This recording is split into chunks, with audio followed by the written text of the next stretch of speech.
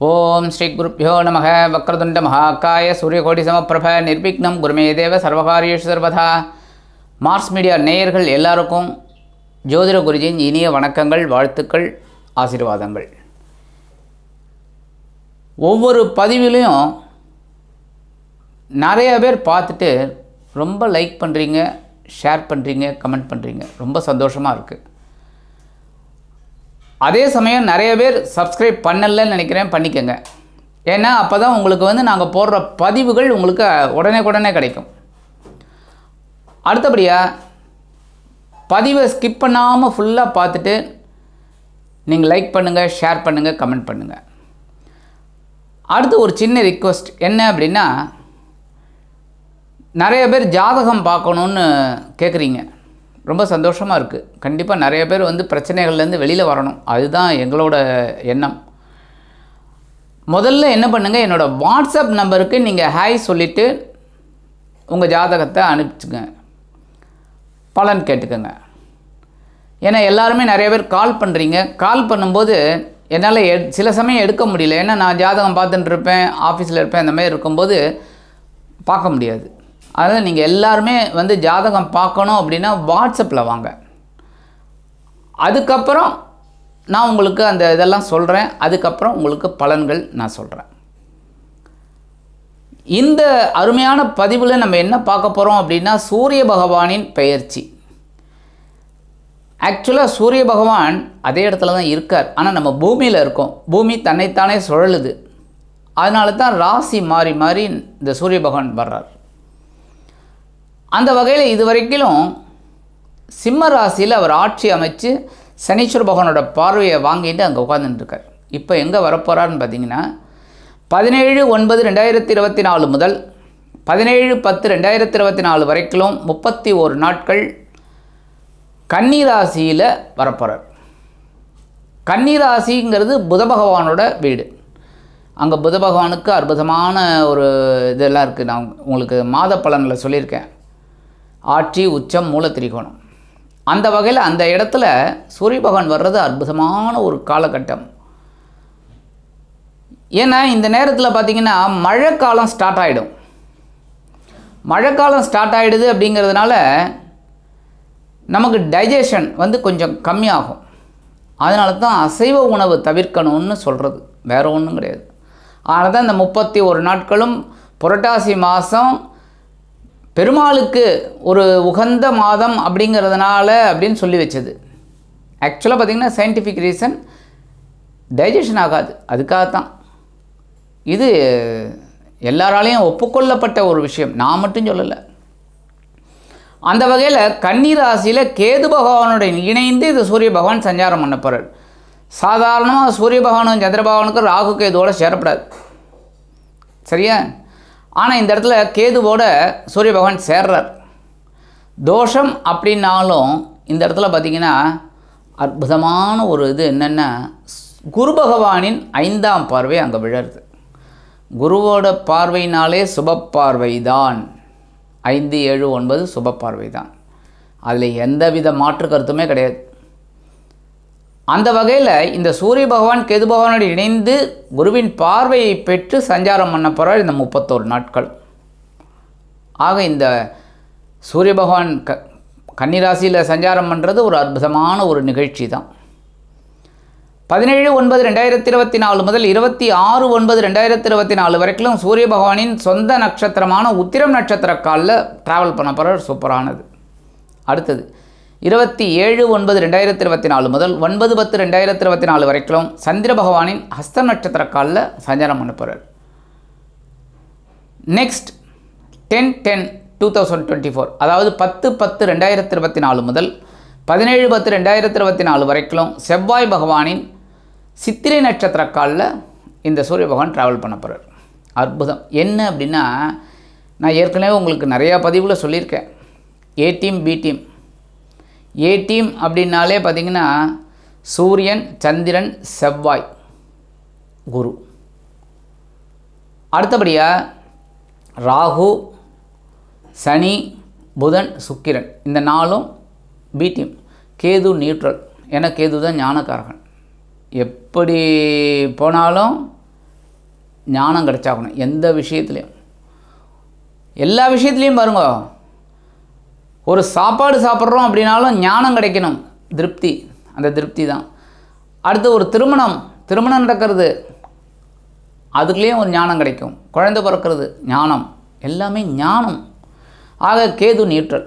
ஆக இந்த இடத்துல பார்த்திங்கன்னா சூரிய பகவான் அவரோட நட்சத்திரமான உத்திரம் நட்சத்திரத்தில் வரார். அடுத்து சந்திர பகவானின் ஹஸ்தம் நட்சத்திரத்தில் வரார். அடுத்து செவ்வாய் பகவானின் சித்திரை நட்சத்திரத்தில் வரார். அற்புதம். ஆக இந்த 31 நாட்களும் சூரிய பகவான் ஏடிஎம்மில் தான் ட்ராவல் பண்ணுறார்.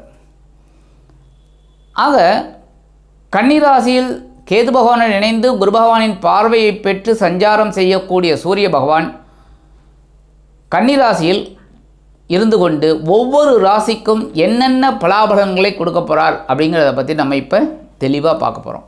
இப்போ இந்த பதிவுக்கு போகலாமா? எனதருமை கன்னிராசி நேயர்களே, இந்த பதிவில் நம்ம என்ன பார்க்க போகிறோம் அப்படின்னா, சூரிய பகவானின் பெயர்ச்சி. இந்த சூரிய பகவான் உங்களுக்கு விரையாதிபதி, செலவை கொடுக்குறவர். செலவு இருந்தால் தான் சுவாமி சந்தோஷம். பணத்தை கொண்டு போய் பெட்டியில் வச்சு பூட்டுங்க, சந்தோஷம் இருக்காது. அப்படியே நோட் எடுத்து வீசுங்க, சந்தோஷம் வரும். கொடுங்க, நீங்கள் கொடுங்க, நாங்கள் வீசுகிறோம் அப்படின்னு நீங்கள் கேட்கலாம். உழைங்க, உழைக்க துட்டு வரும். அந்த துட்டை செலவு பண்ணுங்கள், குடும்பத்துக்கு, குழந்தைகளுக்கு செலவு பண்ணுங்கள். சந்தோஷம் வருதா இல்லையா பாருங்கள். அப்போ தான் அந்த உழைப்பு உங்களுக்கு சந்தோஷமாக ஒரு உருவெடுக்கும். எப்போவுமே அதான்.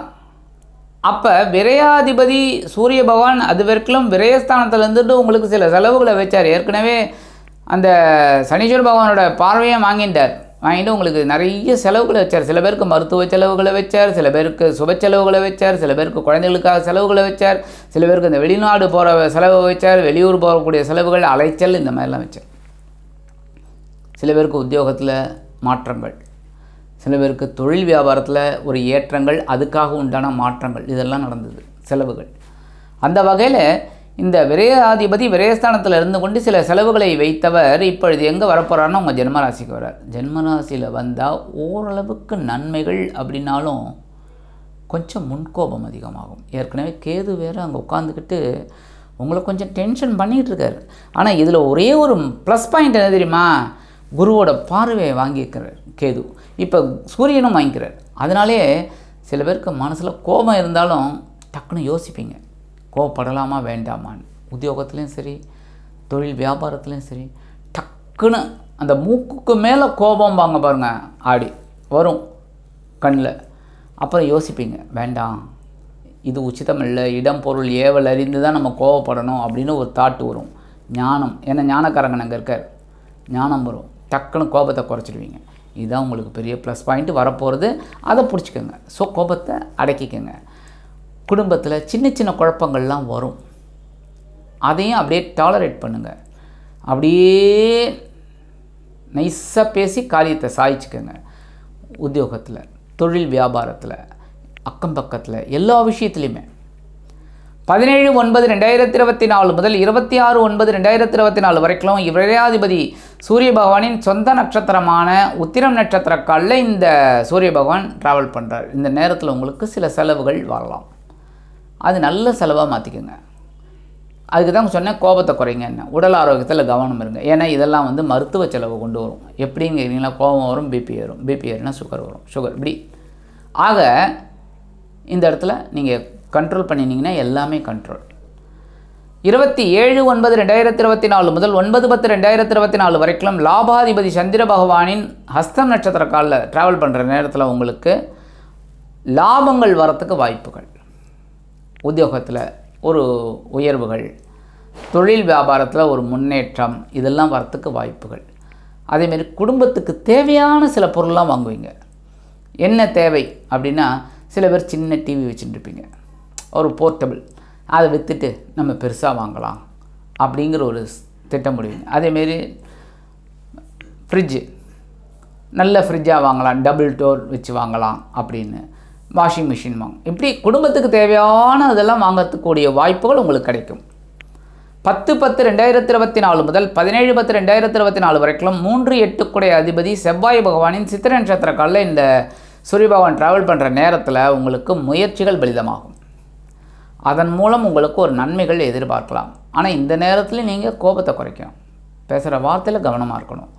அதேமாதிரி உத்தியோகத்தில் தன்னம்பிக்கை அதிகமாகும், பெரிய ப்ளஸ் பாயிண்ட். ஏன்னா உத்தியோகத்துலேயும் சரி தொழில் வியாபாரத்துலேயும் சரி தன்னம்பிக்கை வேணும். என்னால் முடியும் அப்படின்னு செய்யணும். சாதாரணமாக கன்னிராசி என்பவர்கள் செய்வீங்க.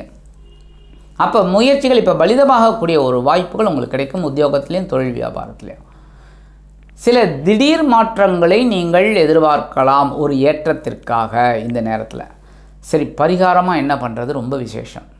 இதெல்லாம் கொஞ்சம் அப்படியே டேக்கிள் பண்ணிக்கிட்டு அப்படியே ஏறிடலான்னு. ஞாயிற்றுக்கிழமை சூரிய ஹோரை 6லேருந்து 7 பெருமாள் கோயிலுக்கு போயிட்டு வாங்க. ஏன்னா உங்கள் கன்னிராசிக்கு அதிபதி புதனுக்கு உண்டானவர் பெருமாள். ஞாயிற்றுக்கிழமை போங்க, 6லேருந்து 7 சூரிய ஹோரையில் போயிட்டு பெருமாளையும் தாயாரையும் சேவிச்சுட்டு வாங்க. துளசி மாலை கொண்டு அற்புதமான ஒரு முன்னேற்றம் உங்களை தேடி வரும். ஆக இந்த சின்ன பரிகாரம் பண்ணிங்கனாலே இந்த விரையாதிபதி ஜென்மராசியில் இருந்துக்கிட்டு உங்களுக்கு அற்புதமான பலாபலன்களை கண்டிப்பாக கொடுப்பார் என்று கூறி விடைபெறுகிறேன். நன்றி, வணக்கம். மீண்டும் ஒரு அருமையான பதிவில் நான் உங்களை மனமகிழ்ச்சியோடு சந்திக்கிறேன். வாழ்த்துக்கள். வாழ்க வளமுடன். இந்த சேனல் உங்களுக்கு பிடிச்சிருந்தா மறக்காம சப்ஸ்கிரைப் பண்ணுங்க, ஷேர் பண்ணுங்க, லைக் பண்ணுங்க, கமெண்ட் பண்ணுங்க.